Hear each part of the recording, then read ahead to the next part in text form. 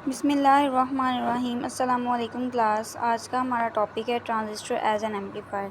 सबसे पहले बात कर लेते हैं कि हमारे पास एम्पलीफिकेशन होती क्या है। एम्पलीफिकेशन क्या होती है? When the intensity of sound is increase the process called amplification. ऐसा प्रोसेस जिसमें हम लोग साउंड की इंटेंसिटी को इंक्रीज़ करें उसे हम लोग क्या कहते हैं? एम्पलीफिकेशन। इसकी मोस्ट कॉमन एग्जांपल ये है कि अगर मैं किसी क्लासरूम में क्लास ले रही हूँ और मेरे पास 100 की स्ट्रेंथ है, पर मेरी आवाज़ जो है सिर्फ 50 to 60 स्टूडेंट सुन रहे हैं और बाकी जो 40 स्टूडेंट हैं उन तक मेरी आवाज़ नहीं जा रही, बट मुझे उन तक अपनी आवाज़ पहुँचानी है।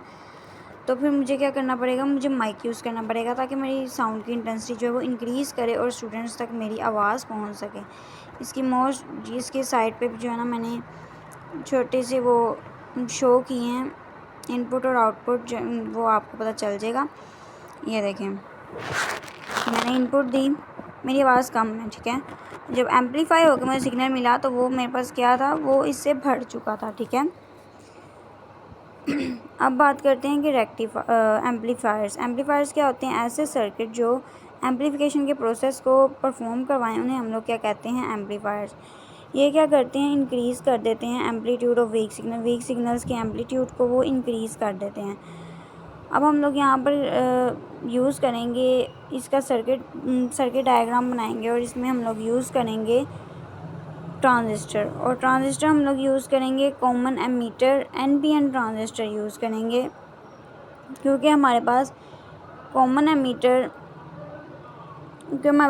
एमीटर जो कॉन्फ़िगरेशन होती है उसमें बेसिकली हाई वोल्टेज गेन आती है, हाई करंट गेन और हाई पावर गेन हमें मिलता है। इस वजह से हम लोग मोस्टली कॉमन एमीटर कॉन्फ़िगरेशन वाला ट्रांजिस्टर यूज़ करते हैं। और उसके अलावा हम लोग NPN ट्रांजिस्टर क्यों यूज़ करते हैं? क्योंकि इसके अंदर मेजॉरिटी चार्ज कैरियर्स होते हैं ऑफ इलेक्ट्रॉन्स, तो मोबिलिटी ऑफ इलेक्ट्रॉन्स जो है वो हाई होती है मोबिलिटी ऑफ होल से। That's why we use NPN transistor और इन कॉमन एमीटर कॉन्फ़िगरेशन।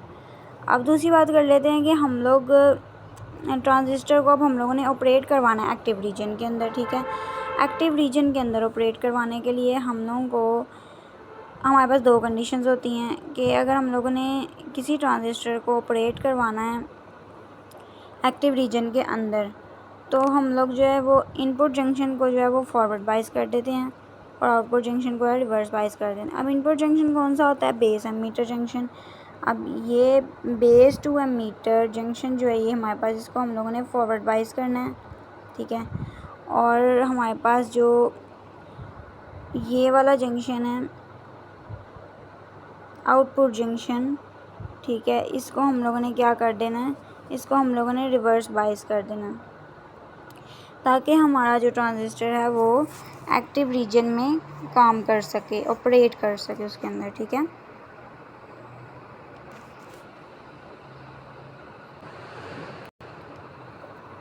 अब डायग्राम को अंडरस्टैंड कर लेते हैं। तो हम लोगों ने क्या बात की है कि हम लोगों ने अपना जो इनपुट जंक्शन है उसको फॉरवर्ड बाइस करना है। उसको फॉरवर्ड बाइस करने के लिए हम लोग क्या करेंगे कि जो हमारे पास इसकी ट्रांजिस्टर की P साइड है उसको हम लोग कनेक्ट कर देंगे पॉजिटिव टर्मिनल के साथ बैटरी के। ये हमारे पास हम लोगों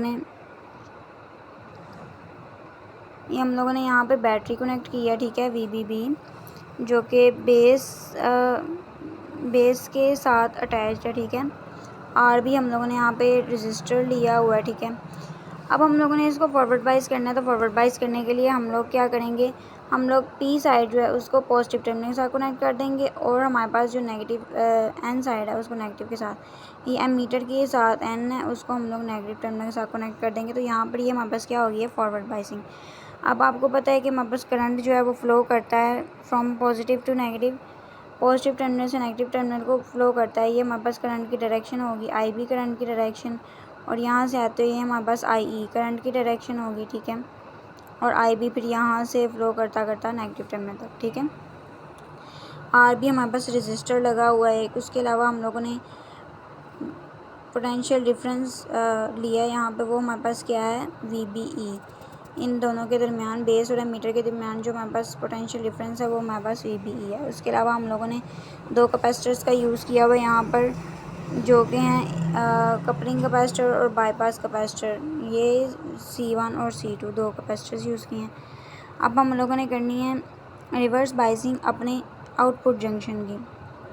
आउटपुट जंक्शन को हम लोग रिवर्स बाइसिंग इस तरह करेंगे कि हमारे पास एन साइड जो है वो हमारे पास पॉजिटिव के साथ कनेक्ट होनी चाहिए और पी साइड जो है वो हमारे पास नेगेटिव के साथ कनेक्ट होनी चाहिए।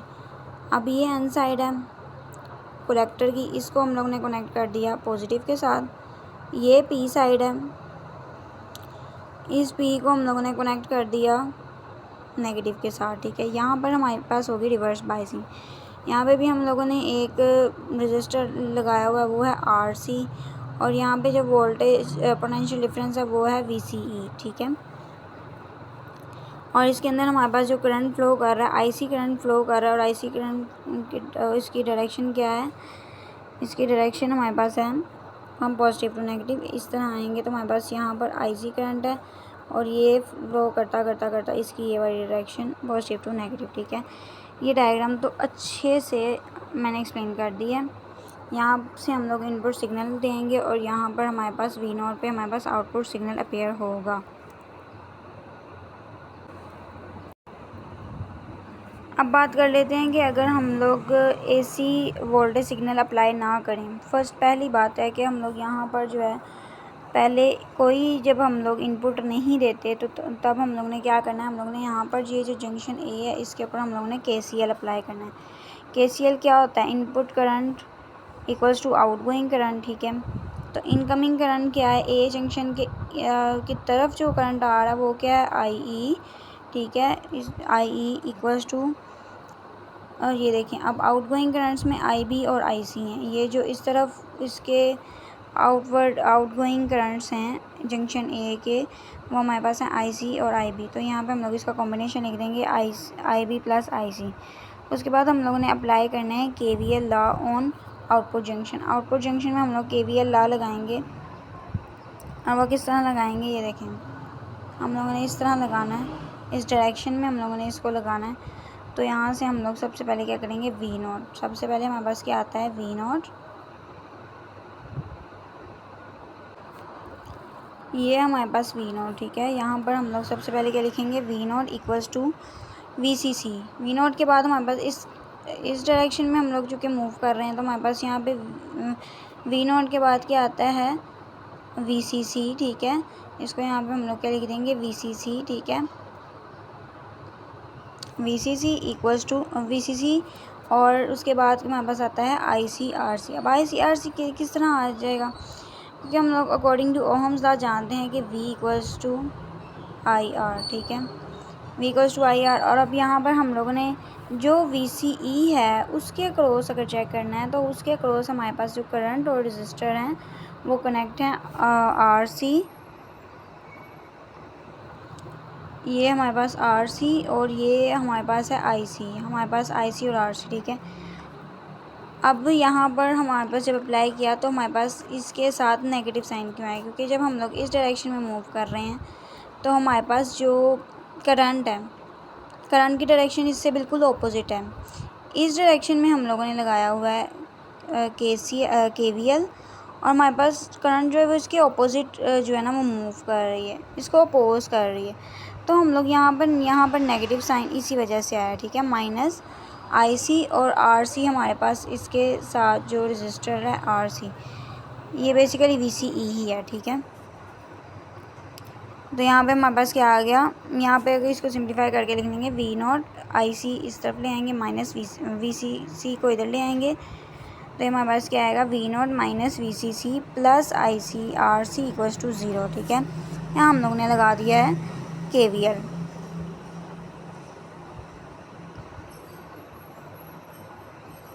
हम नेक्स्ट बात करते हैं कि अगर हम लोग इनपुट सिग्नल को अप्लाई करें, इनपुट सिग्नल को अप्लाई करें ताकि वो एम्पलीफाई होके हमें सिग्नल मिले, तो फिर हम लोग क्या करेंगे, ठीक है। ये हम लोगों ने यहाँ पर इनपुट सिग्नल अप्लाई किया, यहाँ पे ये हम लोगों ने इनपुट सिग्नल अप्लाई किया। सबसे पहले ये फर्स्ट हाफ साइकिल होगा, उसके बाद हम लोग इसकी नेगेटिव साइकिल की बात करेंगे। फॉर पॉजिटिव हाफ साइकिल में हमारे पास क्या होगा कि ये सपोर्ट करेगा फॉरवर्ड बाइसिंग को, क्योंकि हमारे पास पॉजिटिव साइकिल है तो पॉजिटिव जो है ना पॉजिटिव साइकिल मूव करेगा इसके अंदर, तो हमारे पास यहाँ पर पॉजिटिव साइकिल में बेसिकली बात भी यही होती है। पॉजिटिव साइकिल में करंट फ्लो कर रहा होता है, हमारे पास positive to negative current flow करता है, ठीक है। यहाँ पे ये क्या करता है, फॉरवर्ड बाइसिंग को सपोर्ट करता है। और इसके अलावा हमारे पास आई ई जो है वो भी इंक्रीज़ करती है, इसकी वजह से आई ई इंक्रीज़ करती है, आई सी भी इंक्रीज़ करती है। बट हमारे पास जो वी नॉट है वो हमारे पास क्या करता है, वो डिक्रीज़ करता है, ठीक है। क्योंकि जब हमारे पास वो फॉरवर्ड बाइसिंग है तो जाहिर सी बात है, दूसरी तरफ रिवर्स बाइसिंग है, तो वो रिवर्स बाइसिंग में उसको सपोर्ट नहीं करता, वी नॉट जो है वो डिक्रीज़ होता है। अब इसकी वजह से होता क्या है, इसकी वजह से होता ये है कि हमारे पास जो आई ई करंट जो है वो इंक्रीज़ जब करती है, आई ई करंट जैसे जैसे इंक्रीज़ करेगी, अब आई ई करंट क्या है, ये आई ई करंट है, जैसे जैसे इंक्रीज़ करेगी ये तो हमारे पास आई सी करंट भी जो है वो इंक्रीज़ करेगा। आई सी जो है वो हमारे पास कनेक्ट है किसके, आउटपुट जंक्शन के, वो भी इंक्रीज़ करेगा। तो हमारे पास जो इक्वेशन 2 है वो क्या बन जाएगी, V naught become less positive according to second equation के अकॉर्डिंग हमारे पास जो वी नॉट जो है वो लेस पॉजिटिव होगा, और हमारे मीन्स के नेगेटिव साइकिल जो है वो हमारे पास अपेयर होगा पॉजिटिव हाफ साइकिल में। जब हम लोग पॉजिटिव हाफ साइकिल अप्लाई करेंगे, हम लोगों ने पॉजिटिव साइकिल दिया है, तो हमारे पास उसको आउटपुट में हमारे पास क्या मिलेगा, रिवर्स हमारे पास नेगेटिव हाफ साइकिल आएगा। अच्छा, तो हम लोग क्या बात कर रहे थे कि जैसे जैसे हमारे पास आई ई करंट इंक्रीज़ करेगा, तो आई ई के इंक्रीज़ होने से, एमीटर करंट के इंक्रीज़ होने से हमारे पास जो आई सी करंट है वो भी इंक्रीज़ करेगा, ठीक है। इनके इंक्रीज़ करने से हमारे पास होगा क्या कि हमारे पास जो इक्वेशन नंबर 2 है उसको देखें, तो जो हमारे पास वी नोट जो है वो लेस पॉजिटिव हो जाएगा, और जब लेस पॉजिटिव होगा तो हमारे पास जो है वो एक नेगेटिव हाफ साइकिल जो है वो अपेयर होगा आउटपुट पे। ये देखें, ये जो हमारे पास नेगेटिव साइकिल आ रहा है ये इसी वजह से आ रहा है, ठीक है। क्योंकि हमारे पास आई सी के आई ई के इंक्रीज़ करने पे आई सी इंक्रीज़ कर रहा है, क्योंकि जब हम लोगों ने पॉजिटिव साइकिल अप्लाई किया फॉर पॉजिटिव हाफ साइकिल, तो ये हमारे पास पॉजिटिव जो है वो क्या कर रहा है, हमारे पास फॉरवर्ड बाइसिंग को सपोर्ट कर रहा है कि यहाँ से हमारे पास पॉजिटिव साइकिल है तो वो पॉजिटिव टू नेगेटिव फ़्लो करेगा, ठीक है। उसके फ़्लो करने से आई ई इंक्रीज़ करेगा, आई ई के इंक्रीज़ करने से हमारे पास आई सी इंक्रीज़ करेगा, और जैसे जैसे आई सी इंक्रीज़ करेगा हमारे पास उससे क्या होगा कि हमारे पास वी नोट जो है वो लेस पॉजिटिव हो जाएगा, और हमारे पास नेगेटिव साइकिल आ जाएगा आउटपुट पे। नेक्स्ट बात करते हैं for negative half cycle. Negative half cycle में क्या होगा, अब जब नेगेटिव हाफ साइकिल में नेगेटिव साइकिल अब जब हम लोगों ने दिया है तो वो क्या करेगा, फॉरवर्ड बाइसिंग को अपोज करेगा। जाहिर सी बात है, जब हमारे पास यहाँ नेगेटिव साइकिल होगा तो वो फॉरवर्ड बाइसिंग यहाँ पर नहीं होगी, ठीक है। जब यहाँ पे फॉरवर्ड बाइसिंग नहीं होगी तो जाहिर सी बात है, आई ई पहले इंक्रीज़ कर रहा था अब वो डिक्रीज़ करेगा, आई ई डिक्रीज़ करेगा, और जो हमारे पास कॉन्सिक्वेंटली आई सी वो भी डिक्रीज़ ही करेगा। जब आई ई डिक्रीज़ कर रहा है तो हमारे पास आई सी जब आई ई डिक्रीज़ कर रहा है तो आई सी भी डिक्रीज़ करेगा, और फिर हमारे पास क्या होगा कि वी नोट जो है वो पॉजिटिव हो जाएगा, मोर पॉजिटिव हो जाएगा, और हमारे पास होगा क्या, आई ई डिक्रीज़ कर रहा है, आई सी डिक्रीज़ कर रहा है, तो वी नोट जो है वो क्या है, वी नोट की वैल्यू जो है वो बढ़ जाएगी, और हमारे पास पॉजिटिव हाफ साइकिल अपेयर होगा आउटपुट के ऊपर, ठीक है।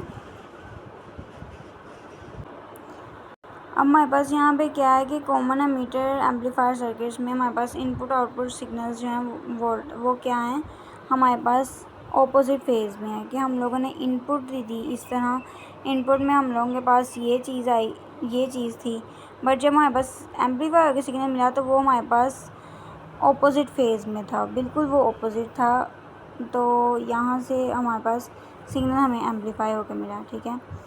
अब नेक्स्ट जो है ना वो हम लोग बात कर लेते हैं, बट इससे बस ये याद रखना है कि हमारे पास कॉमन एमीटर एम्पलीफायर सर्किट्स के अंदर input and output signal voltage जो हैं वो आपस में क्या होते हैं, एक दूसरे के ऑपोजिट होते हैं, ऑपोजिट इन फेज़ होते हैं।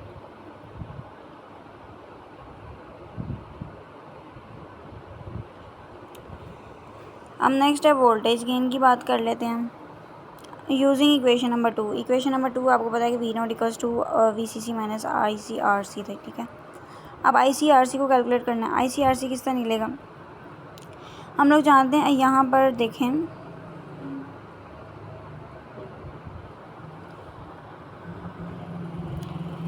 According to Ohm's law V equals to I R, we know that, ठीक है। अब हमारे पास इनपुट करंट क्या थी, आई बी। सर्किट डायग्राम को याद करें तो हमारे पास इनपुट करंट थी आई बी और हमारे पास जो इनपुट वोल्टेज था वो था वी बी ई, ठीक है। अब हम लोग ने यहाँ पे ओहम्स लॉ लगाना है, ठीक है। और हम लोगों ने आई बी की value V equals to I R, ठीक है। यहाँ से हम लोगों ने आई की वैल्यू निकालनी है तो हम लोग आई को इधर कर लेंगे equals to V over R, ठीक है। अब इनपुट लूप के लिए निकालेंगे तो वो क्या होगी, आई बी और वी की जगह वी बी ई और आर हमारे पास क्या होगा, आर आई ई। आर हमारे पास छोटा यूज़ करेंगे, are I E. Are I ई जो है ना वो हमारे पास इनपुट एमीटर करंट, ठीक है, इनपुट को शो कर रहा है।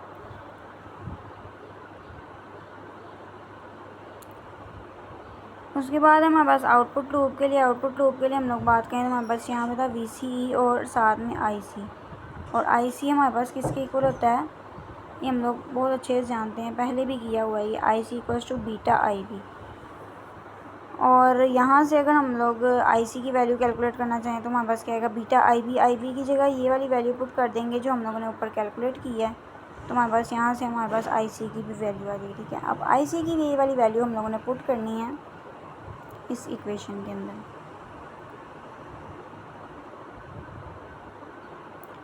यहाँ पे हम लोग इसकी वैल्यू पुट करेंगे, B C V B E R C A इसके साथ है आर सी, ठीक है, और आर आई ई, ठीक है।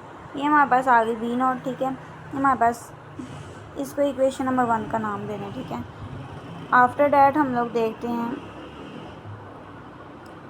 When we apply signal to B, जब हम लोगों ने सिग्नल अप्लाई किया था तो हुआ क्या था, बेसिकली जब हम लोगों ने सिग्नल अप्लाई किया हमारे पास वोल्टेज क्या था, वी बी ई, ठीक है। जब हम लोगों ने इसको सिग्नल अप्लाई किया तो जाहिर सी बात है इसके अंदर चेंज आया, और वो चेंज क्या आया था, इनपुट जंक्शन के अंदर हमारे पास चेंज आया। तो हम लोग इसको लिख सकते हैं कि वी बी ई, जब सिग्नल अप्लाई करने के बाद हमारे पास क्या हो गया, V B E plus delta V in, ठीक है, इसके अंदर चेंज आया।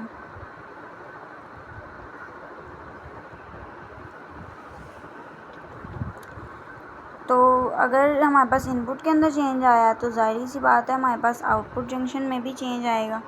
और आउटपुट जंक्शन में हमारे पास चेंज किस तरह आएगा कि ये देखें, ये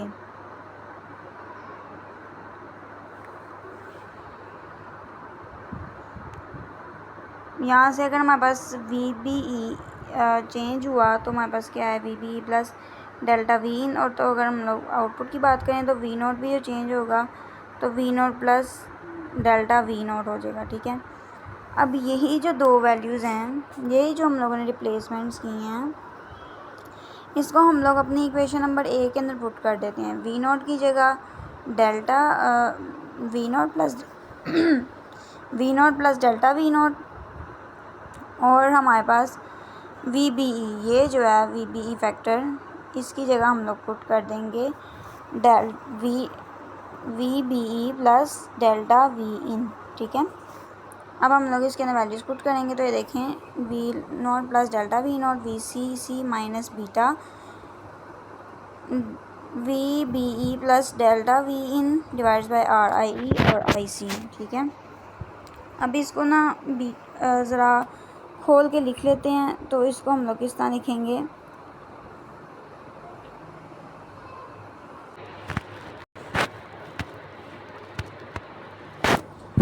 अब हम लोगों ने क्या किया यहाँ पर कि यहाँ पर हम लोगों ने वैल्यूज़ पुट की हैं। वैल्यूज़ पुट करने के बाद हम लोगों ने इसको सिंप्लीफाई करके लिख लिया, खोल के लिख लिया। टाइम रहेगा beta del V B E R C divide by R I E, यहाँ माइनस है, अंदर इसको करेंगे तो ये अंदर प्लस माइनस माइनस हो जाएगा, minus beta delta V in divide by R I E R C, ठीक है। तो यहाँ से अब हमारे पास जो ये वाली टर्म है जो हम लोगों ने सिंप्लीफाई करके निकाली है तो इसके इक्वल आ गई है V0 के। तो यहाँ पे हम लोग इसको V0 लिख देंगे, V0 से रिप्लेस कर देंगे और V0 से कैंसिल हो जाएगा, minus beta delta V in RC divide by RIE। ठीक है, यहाँ से डेल्टा V0 की वैल्यू आ गई हुआ है minus beta delta V in divide by RIE RC। ठीक है, यहाँ से हम लोग इसको इस तरह भी अरेंज करके लिख लें तो हमारे पास beta RC by RIE delta V in. यहाँ पे हमारे पास जो ये वाली टर्म है डेल्टा V इन इसको हम लोग ये यहाँ मल्टीप्लाई में दूसरी तरफ जाएगी तो डिवाइड हो जाएगी, delta V0 divide by delta V इन। तो ये हमारे पास किसके इक्वल आएगा, बेसिकली ये जो हमारे पास चीज़ है ये हमारे पास किसके इक्वल है, वोल्टेज गेन के, AV के। ठीक है, और वोल्टेज गेन ही तो हम लोग फाइंड कर रहे थे। तो यहाँ पे हम लोग लिख सकते हैं AV equals to minus beta RC divide by RIE। अब जो हमारे पास यहाँ पे नेगेटिव साइन है वो हमारे पास क्या शो कर रहा है कि जो है हमारे पास आउटपुट हमें मिली है वो क्या है, इनपुट से आउट ऑफ फेज़ है, और नेगेटिव साइन जो वो शो कर रहा है कि ये 180 आउट ऑफ फेज़ है थ्रू 180 डिग्री।